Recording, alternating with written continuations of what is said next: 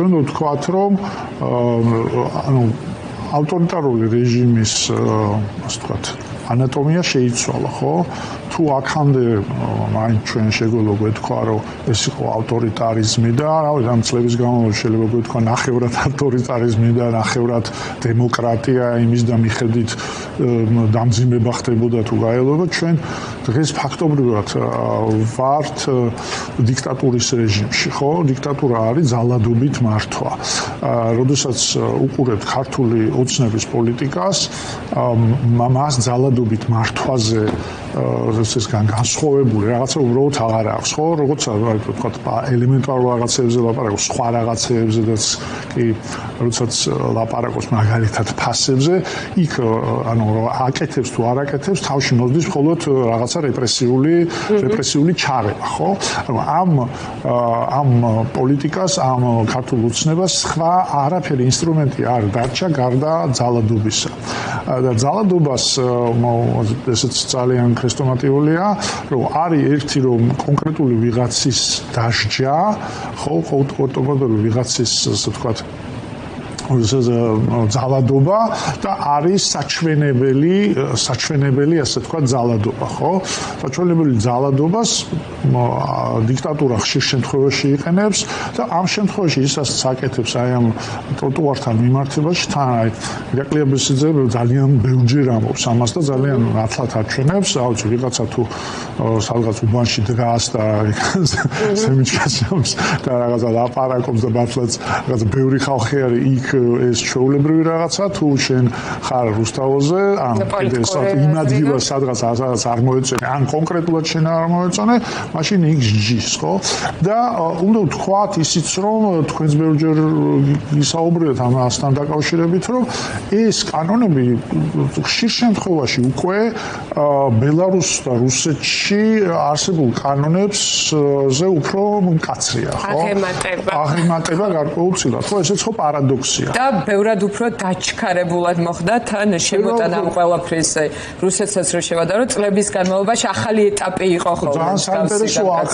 ბევრი ექსპერტი ლაპარაკობს იმაზე რომ ასე ვთქვათ ძალიან შეზღუდულ დროში ოღონდ თანმიმდევრობა არის თითქმის იგივე ხო და ვიღაცები ამბობდნენ სანიძლებელზე შემდეგ რეპრესიული კანონი გაიქნება და თითქმის ერთ-ერთი მისდევდა ეს რუსულ მომს. ამ შემთხვევაში ეს არის დაშინება, ეს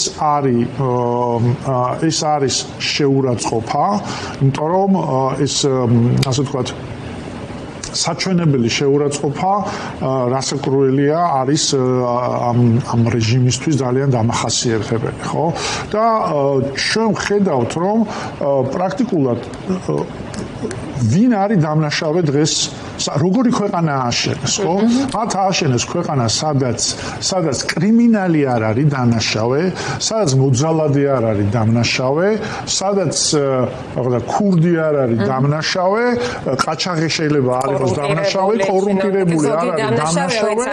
ხო, ანუ იქ შევჩევითი არის, მოდი ესე ვთქვათ, ამაზე ხო ყველა შევთანხმდით, რომ რაღაც ღარიბაშვილი ამ წლამდე რომ იპარავდა და შეიძლება და ეხლაც როდესაც ვიღაცა იპარავს ის შეიძლება და იმ მასშტაბის არის რომ თავადაც უწევთ რაღაცნაირად ამასთან შეჯახება შეგვიძლია და ნუ იქ სხვა მიზეზებიც არის. ოღონდ ამ შემთხვევაში დამნაშავეები არიან საზოგადოების საუკეთესო ახალგაზრდები, ხო? მოდი ესე ვთქვათ, ყველა ვიცით როგორი სტუდენტები არიან. არაჩვეულებრივი სტუდენტები არიან, არაჩვეულებრივი მოქალაქეები არიან, ძალიან წესიერები, რომლებიც კანონმორჩილები არიან, ტროტუარზე, როდესაც დგევარ და პროტესტებ, კანონმორჩილი, ხო?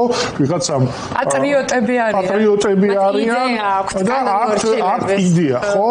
ხშირ შემთხვევაში ახალგაზრდა თუნდაც არ ვეთანხმებოდეთ, ხო? როდესაც ის სამოქალაქო პოზიციას გამოხატავს, ეს არის მნიშვნელოვანი, ხო? ეს რეჟიმს რაღაც ასუსტებს ასეთი ძალის დემონსტრირება თუ აძლიერებს, ანუ ესეც დგას საკითხი, იმიტომ რომ მათ შორის ქართული ოცნების მომხრის გადმოსახედიდანაც რო შევხედოთ, უხერხული საკითხი არ ბილად რო ვთქვათ, ახლა შეიძლება სინდისიერების ნაწილში აღარ წავიდეთ, იმიტომ რომ დასაბუთება ძალიან ძნელი, რატო უნდა დაედოთ ბორკილები ამ ადამიანებს ადამიანებს, ხო? აი, პირად საუბრებში, საჯარო სივრცეებში, თუნდაც სუფრებზე, სადაც მათ აქვთ ხოლმე სოციალური დისკომფორტი ასეთ საკითხებთან დაკავშირებით.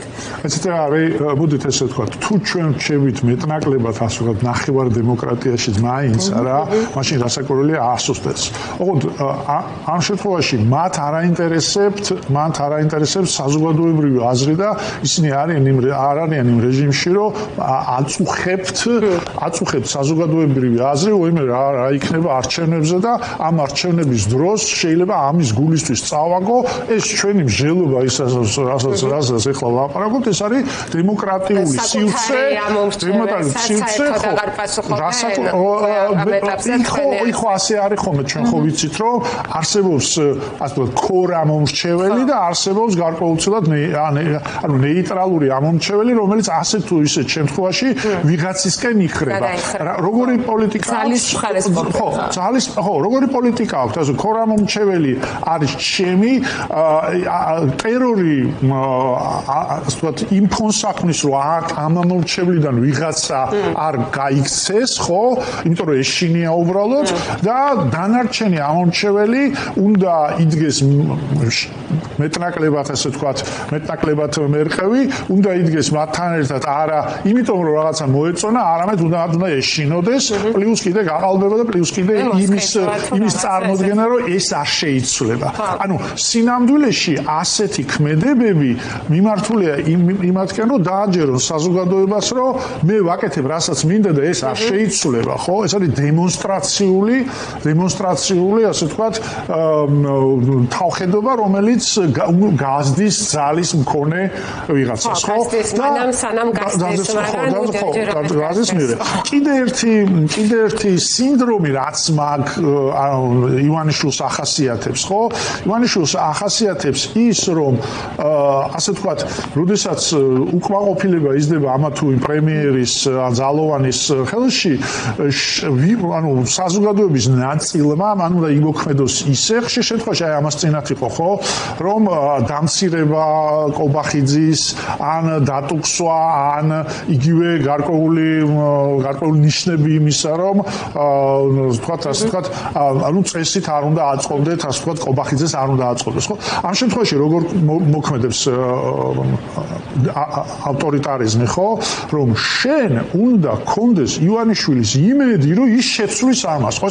ცინიზმი, რომელიც აქვს ნებისმიერ დიქტატურას, რომ ცინიზმი დიქტატურის იმაში კი არ მდგომარეობს, რომ ის არ გეთანხმება, რომ ცუდად იქცევა. არა, ის გეთანხმება, რომ ცუდად იქცევა, უბრალოდ ის გეუბნება, რომ ჩემს იქით შეგზა არა გაქვს, რომ კი ახლა ცუდად ვიქცევი და შეიძლება ეს შევცვალო. შეიძლება უარესობისკენ შევცვალო, ხოლმე შეიძლება უფრო ნაკლებად, ხო?